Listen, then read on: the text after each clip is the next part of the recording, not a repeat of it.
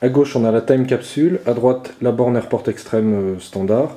Et la différence de taille s'explique facilement. Là-dedans, on a à la fois un disque dur 3,5 pouces et un bloc d'alimentation, alors que sur l'AirPort Extreme, on n'a ni bloc d'alimentation, c'est un petit boîtier externe, ni disque dur interne.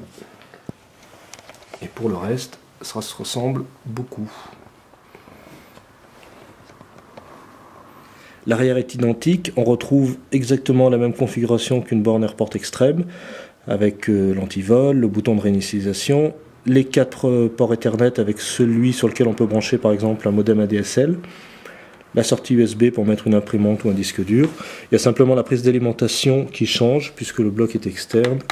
Donc on rajoute ça. Alors parfois on a eu un petit peu des étincelles, mais ça dépend un peu de la prise.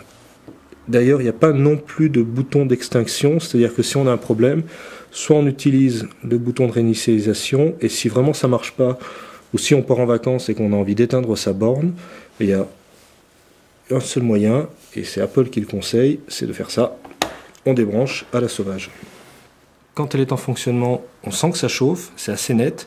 Pour autant, c'est pas brûlant. On a un ventilateur à l'intérieur qui régule, c'est un ventilateur variable. Donc de temps en temps il va s'arrêter. Au niveau du bruit, il faut se mettre un petit peu dans l'idée que c'est comme un disque dur, c'est-à-dire que il y a le bruit de rotation du disque, il y a le ventilateur qui s'ajoute. C'est pas extrêmement bruyant, c'est-à-dire que dans un contexte de bureau, en plus on va plutôt avoir tendance à le mettre dans un coin.